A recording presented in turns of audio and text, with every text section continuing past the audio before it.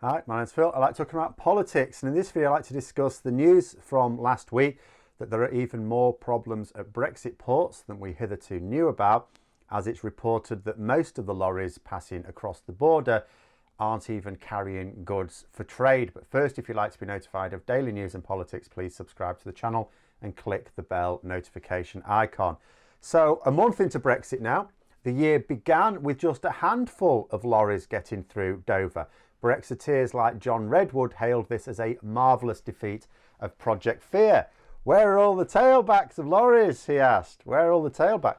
Where are all the lorries, I asked. We had about 500 lorries a day passing through. The answer, of course, was in distribution centres. You know, what we said and what they dismissed as Project Fear was that the lorries will not be able to get across the border in the numbers they had been, which is going to reduce our overall level of trade. And this was the case. Dover on a busy day can have 10,000 lorries a day going through, or it could do. It used to be able to. And I'd said in a previous video that when I looked at the last full year's worth of data we had, 2019, that in the first quarter of 2019 it was working out an average of about 7,000 lorries a day.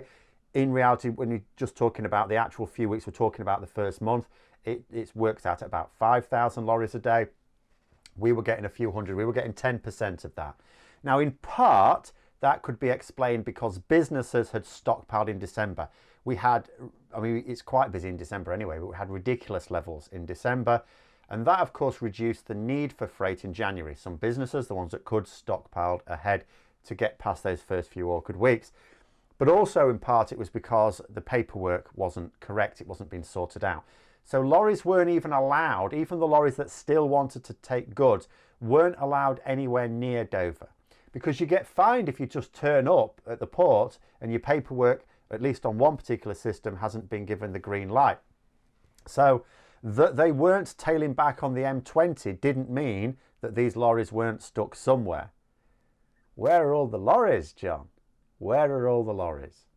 But that suppressed level of freight, of course, couldn't be sustained if we wanted to maintain any sort of economy. At some point, trade would have to pick up again. So the businesses who stockpiled would need more stock, and so we'd need more lorries for that.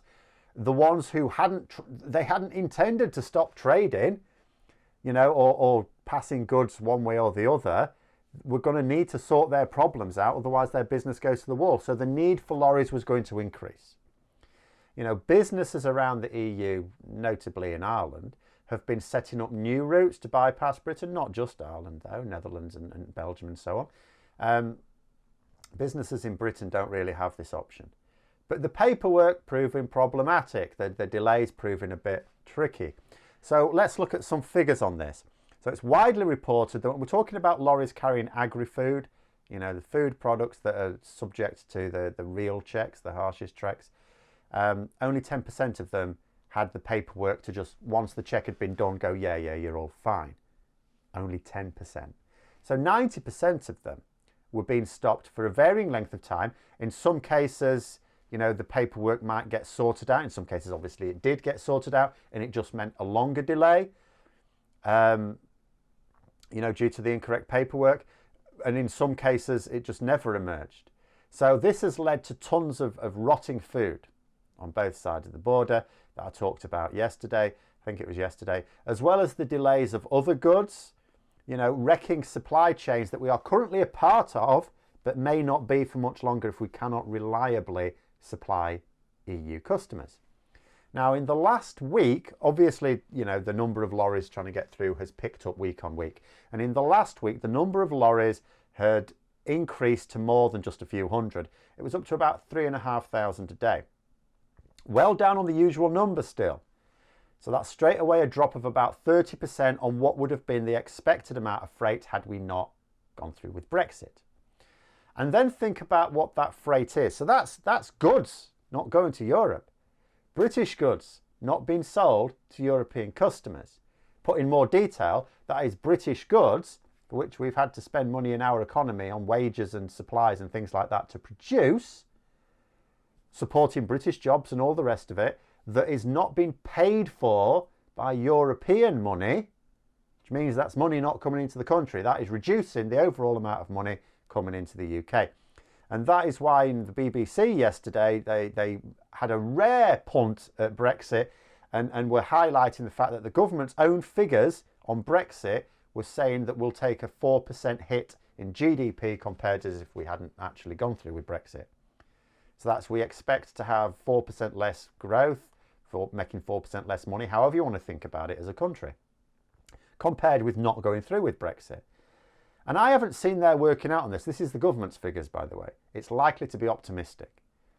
It is just, I mean, if you think about what's happening now, so some of that obviously had to be down to the things that are just to do with Brexit. So there's going to be checks. That's going to cause delays. That means you can't get as many lorries through. But if you think about the friction we're experiencing at the moment, some of it is the friction we're just going to be stuck with unless we rejoin the EU, or at least the single market. But some of it is just down to the fact that we're not getting the systems right now. So it could well be that that 4% did not take into account the government's own raging incompetence. We'll have to find out to see what the actual hits to our economy was. We have to wait a couple of years because obviously we don't get the 2021 data until 2021's over. And even then it takes time to process. So it's probably going to be the end of 2022, 2023 before we get that data.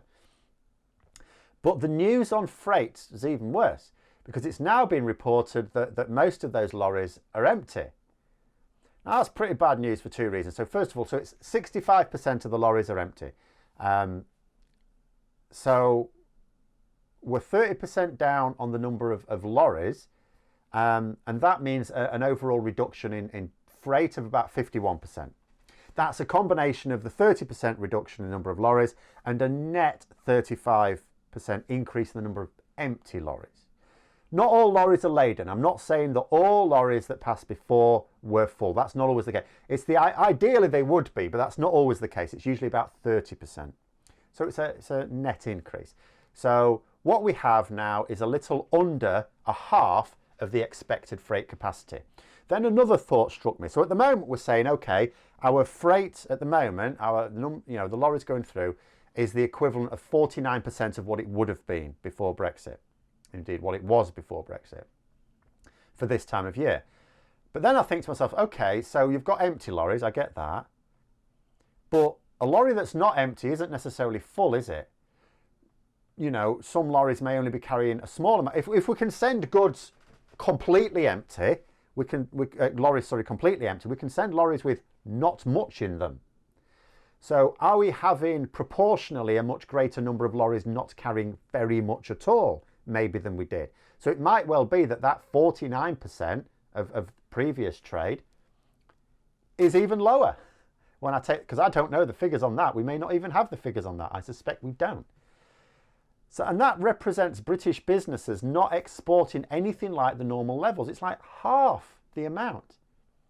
Now, we don't know in terms of value, of course, but half the number of lorries, effectively in terms of laden lorries. Now, given that we have, and that people will say, well, you know, goods is only like a small part of our economy. Yeah, and that's the only part of our economy we've got a deal for. Service sector don't have a deal for that. It's not immediately clear to me how this damage only depresses our economy to the tune of 4%, quite frankly. Then the second problem is that this isn't going to be sustainable for the future of trade in general. Lorries need to be carrying loads at all times, really. You know, their logistics department makes sure that they, wherever possible, it's not always possible, but wherever possible, they can pick up a load in one place, drop it off somewhere else, pick another load up near where they dropped it off, and take that to another place, and so on. Ideally doing a circuit, but even if it's a there and back. Bobbing up and down the motorways of Europe without anything in the back is just pissing money down the drain. So either those haulage companies are going to be much less profitable, probably even unprofitable, or they're going to have to jack up the prices to compensate. So of course they're going to have to increase the prices because, you know, if you think about the haulage industry, and we were told, okay, about 30% of them may not be carrying anything when they go across the border anyway. If that's now gone up to 65%, you look at the whole industry and you think, yeah, they're not making a profit, so the prices had to go up. And indeed, we have seen prices go up. We've also seen some couriers just simply not doing it at all. They've just said, no, we can't do this until you've sorted things out at any rate. And that makes goods much more expensive to sell in Europe meaning that we're less competitive. It means it costs more for us to buy stuff as well. And then putting everything, so if you put everything else Brexit related to one side for a moment, and there's lots of things factoring in here, but if you focus purely on those haulage issues, a couple of things. One, so agri-foods are being delayed because of checks. All sorts of things are being delayed because of checks. Because, I mean, I talked recently again about the case of a business who their stuff was being transported in a lorry. Their paperwork was absolutely fine. But there was something else in the lorry from someone else whose paperwork wasn't fine. So their stuff got held up too. But agri-foods, of course, have got the harshest checks. It's not just about the paperwork. Now, that means that fresh food will be past its best when it arrives. Now, if the paperwork isn't quite right, that's the health certificates as well as customs declarations. And most of it isn't. We know that 90% isn't. If it doesn't get sorted quickly, it can even spoil completely. We know this. We've got tons of rotting food now.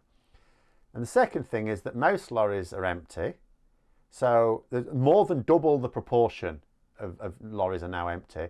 So they need to increase the prices, you know, to transport goods to the EU or from the EU to the UK, or at least Britain. And that makes it more expensive for us to buy in Britain and more expensive to sell in Europe. Now, Europe is a lot larger than Britain.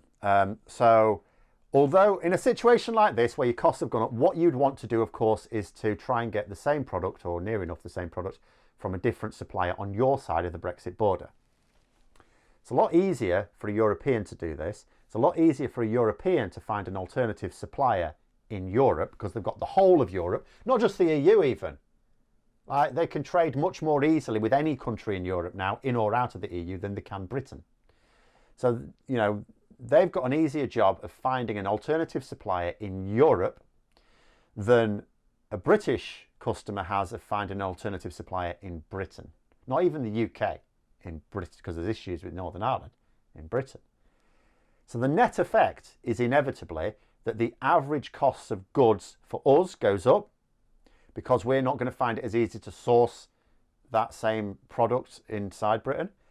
And we're going to see reduced trade in return because European customers are in smaller numbers, smaller proportion, not going to be able to find and therefore have to pay the extra. Now, if you put that in a household budget context, that means our income is going down and our cost of living is going up. Just as well we're a wealthy country, really, or we'd be buggered. Except, of course, although we're a very wealthy country, we're not an equitable country. So millions do not actually share in the country's wealth. Like I've said recently, we've got 8.5 million people in food poverty. Not ideally placed to absorb higher costs of anything, really, and certainly not well placed to be able to cope with job losses as a result of reduced trade. You know, and the CBI, Chambers of Commerce, Make UK, Federation of Small Businesses, and the Institute of Directors, basically those groups representing British businesses, have reportedly written to Michael Gove to say that the government needs to act to deal with the huge obstacles currently facing exporters. Michael Gove has apparently said that the government will pull out all the stops to help them. All I've seen so far in the first month of Brexit is the government blaming these businesses. I haven't really seen any help for them. Has anyone seen any help for them? I haven't seen any help for them, and I've been looking.